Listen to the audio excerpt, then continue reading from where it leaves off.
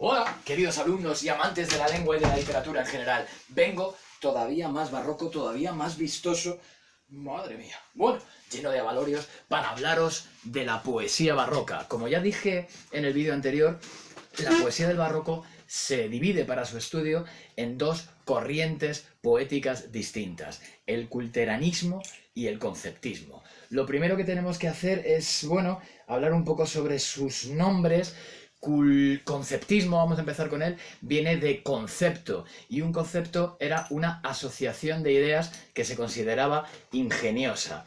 Este librito que tengo aquí, de Baltasar Gracián, El arte de ingenio y tratado de la agudeza, tendría mucho que ver con el concepto del conceptismo. Realizar un concepto era hacer una asociación de ideas y continuarla, es decir, algo así como una metáfora continuada, siempre teniendo en cuenta que resultara ingeniosa. Vale, o sea que una asociación de ideas ingeniosa es un concepto y por eso el conceptismo se llamaba así. El principal autor del conceptismo, de este tipo de poesía que enseguida voy a describir, era Quevedo. Por eso al conceptismo también se le llama quevedismo. Y después tenemos la otra corriente poética antagónica, opuesta, contraria, que siempre se consideraba, pues eso, completamente opuesta a la anterior, que es el culteranismo. Este nombre es un nombre despectivo que le pusieron los conceptistas, utilizando la palabra culto. Ya nos está diciendo entonces que va a ser una poesía de carácter muy culto, y juntándolo con la palabra luterano, los seguidores de Lutero, que en la época era algo así como llamar a alguien hereje, y hereje era uno de los peores insultos que se le podía hacer a alguien. Así que para decir que un poeta, en lugar de decir que un poeta cultivaba una poesía culta, se le decía que era una poesía culterana. Así que culteranismo, este nombre, ya digo, en inicio despectivo, fue el que le quedó al final a este tipo de poesía. La poesía culterana, el principal autor de poesía culterana, el principal representante del culteranismo es Luis de Góngora y Argote. Luis de Góngora. Entonces tenemos a Góngora y el culteranismo, también por eso al culteranismo se le llama gongorismo, y por otro lado tenemos el conceptismo o quevedismo, es decir, Góngora y Quevedo, culteranismo y conceptismo. Tenemos que decir que en la época se entendían como fenómenos poéticos completamente contrarios. De hecho, sus principales autores, Góngora y Quevedo, se convirtieron en enemigos acérrimos y se escribían diferentes, bueno, sonetos, libelos, todo tipo de escritos, el uno contra el otro. Cuando uno de los dos publicaba algo, el otro rápidamente escribía algo contra ello, y viceversa. Tenemos que pensar en que en la época existían unos lugares en las ciudades que eran llamados los mentideros, que era donde se reunía la gente de una determinada clase social a recibir noticias. Siempre que pasaba algo en la ciudad, algún representante, algún emisario, algún mensajero de eso que había pasado acudía hasta el mentidero y le contaba las noticias a los que allí estaban. Ahora, por ejemplo, cuando sean las 8 y se pueda salir, pues lo que alguien haría durante el siglo de oro es acudir al mentidero más cercano, pues una especie de plazas, unos patios, unos lugares en los que se reunían estos caballeros, sobre todo de clase social alta, y hablaban entre ellos y escuchaban las noticias. Era el equivalente a las redes sociales, porque era de hecho una red social, pero una red social real y no virtual. Fijaos también, si ya se dudaba de la autenticidad de las noticias que se podían encontrar allí, fijaos si ya existían las fake news, que a esos lugares se les llamaba mentideros, porque muchas veces lo que hacía la gente no era contar historias reales, sino contar historias falsas. Entonces, en los mentideros podemos imaginar que eran como el equivalente también de los periódicos. Habría una sección de política, se reunían allí los embajadores o un representante de un embajador para contar, por ejemplo, que habían destituido a un alto cargo de la corte. Había una sección de política o de política exterior, por ejemplo, cuando se hacía una conquista, el Imperio Español conseguía una conquista o se ganaba una guerra, pues esto también se contaba en los mentideros.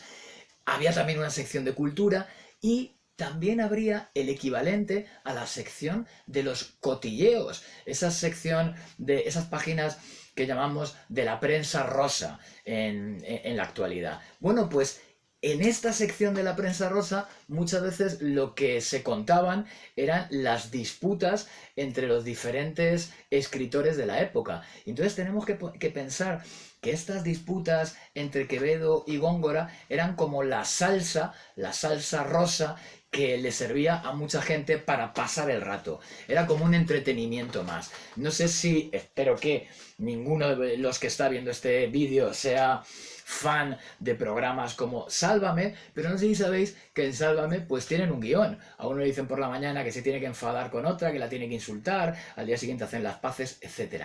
Algo de esto sucedía también con Góngora y con Quevedo. Algo de fingido había también en estas peleas literarias que realizaban el uno contra el otro. Es cierto que a veces los personajes se podían convertir en enemigos acérrimos, pero ya digo, en todo ello había algo teatral, algo de fingimiento.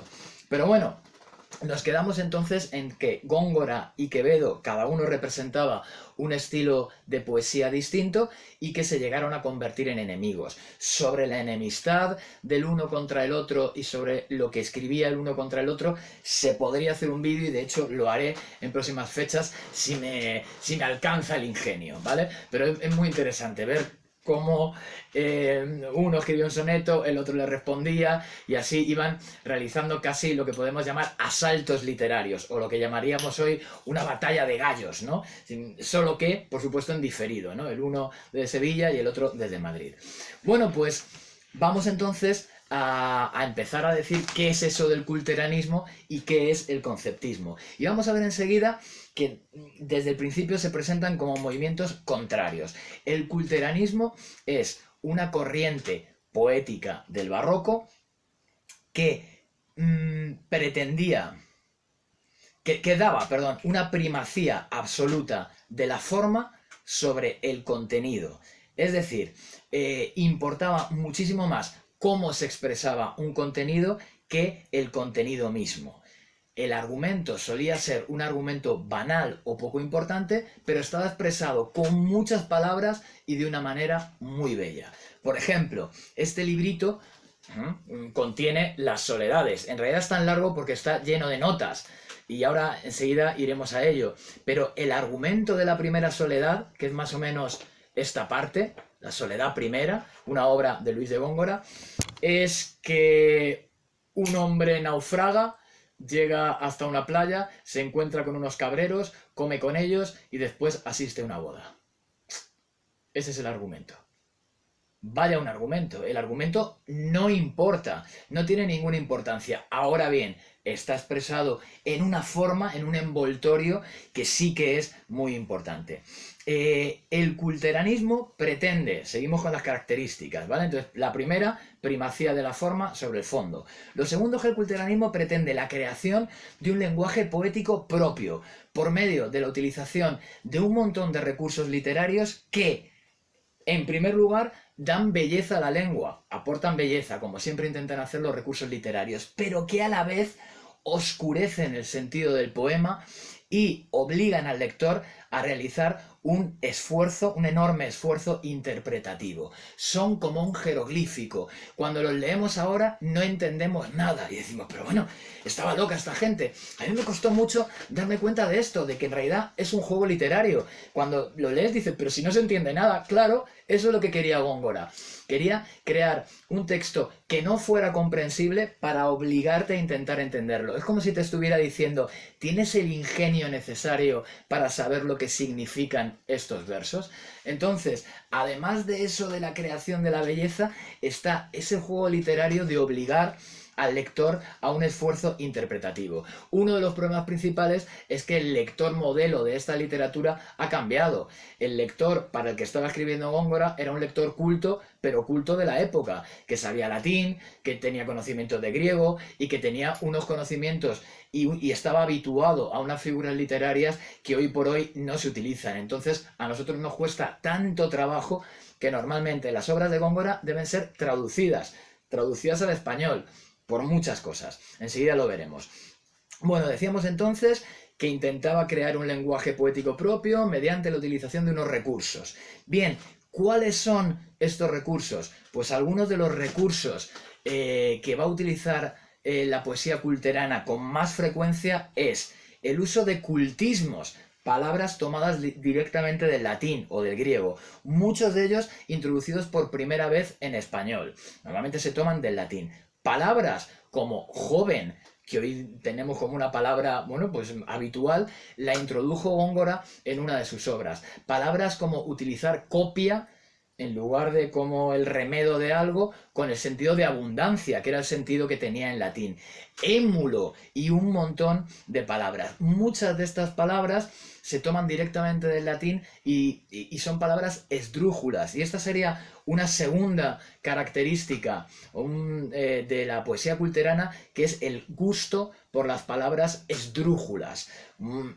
Es muy habitual que en un soneto o que en cualquiera de las obras culteranas aparezcan palabras esdrújulas.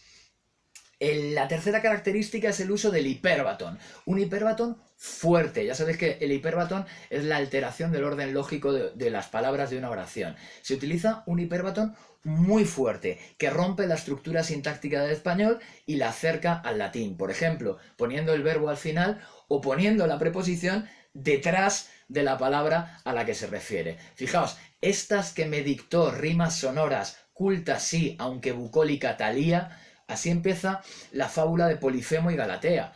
Nosotros a estas alturas ya no entendemos nada. Estas que me dictó rimas sonoras, cultas sí, aunque bucólica talía.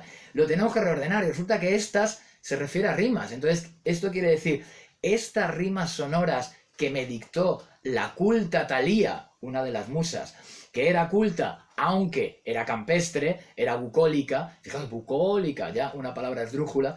Entonces, lo primero que tenemos que hacer muchas veces para entender el sentido de un poema culterano es reordenarlo.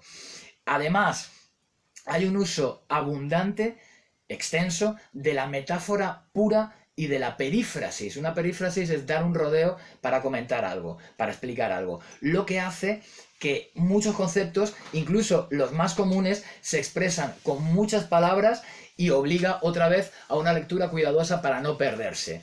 Esto lo voy a explicar con el siguiente.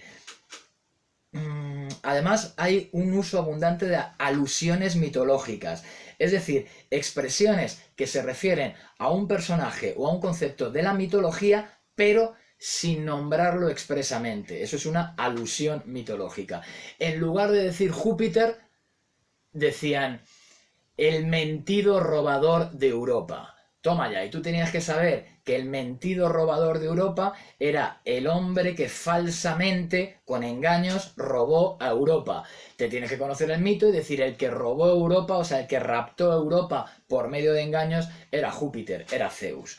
Vale, en ocasiones estas alusiones aparecían una dentro de otra. Dice un soneto de Góngora que a Júpiter, dice, el licor sagrado que a Júpiter ministra el garzón de Ida. Garzón es un mozo. Tienes que saber que el garzón de Ida es Ganímedes, que Ganímedes es el copero que ministra, o sea, que administra a Júpiter un líquido, y que ese líquido es el néctar. Entonces, el líquido que a Júpiter ministra el garzón de Ida, que es Ganímedes, tiene que ser el néctar, que era lo que bebían los dioses. Fijaos, hay una alusión mitológica dentro de otra alusión mitológica. Por último, en el culteranismo son también muy abundantes las expresiones relacionadas con los sentidos, las expresiones sensoriales, como términos relacionados con el color o con el sonido. Bien, frente a esto tendríamos el conceptismo, aquel que promulgaba Baltasar Gracián en su Arte de la Agudeza, o Arte de Ingenio y Tratado de la Agudeza, y especialmente Quevedo.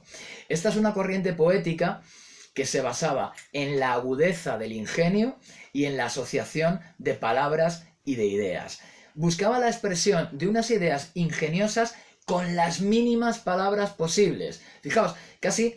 enseguida lo vamos a decir casi al contrario que el culteranismo. En el culteranismo tenemos un contenido muy poco importante expresado con muchas palabras. En el conceptismo tenemos un contenido importante, ingenioso, una asociación de ideas que quiere ser interesante, pero expresada con unas mínimas palabras. Para ello utiliza también recursos literarios, pero a veces son distintos. Utiliza también el hiperbatón, pero va a utilizar también la elipsis, ya sabéis, la omisión de un término, recursos de oposición, como la antítesis o la paradoja, y muy especialmente los juegos de palabras, entre los que podemos contar con el calambur, la paronomasia, el retruécano o la dilogía. Tenéis la definición de todas ellas en internet, por ejemplo.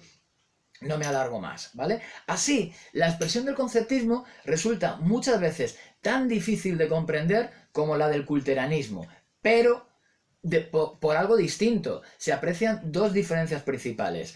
Primera, que el conceptismo trata de condensar un pensamiento complejo en una forma mínima, mientras que el culteranismo intenta expresar un pensamiento mínimo, muy poco complejo, en una forma extensa y muy compleja. Además, el culteranismo se produce únicamente, quizá por sus características, o especialmente en la poesía, en el verso, aunque hay algunas partes teatrales, especialmente de Calderón, que se pueden considerar culteranas. También en verso, eso sí. Mientras que el conceptismo se aplicaba en verso y muy especialmente o más especialmente en la prosa. Además, el conceptismo se utilizó tanto para temáticas serias como el amor, poemas religiosos, poemas relacionados con el paso del tiempo y relacionados con la muerte, temáticas que podemos considerar filosóficas, serias, como relacionados con el humor y la sátira, para lo que utilizaban sobre todo los juegos de palabras. Bueno, pues estas serían las diferencias principales del conceptismo y del culteranismo. Para acabar, vamos a ver algunas de estas características aplicadas a dos poemas. Vamos a elegir uno conceptista y uno culteranista. O uno culterano.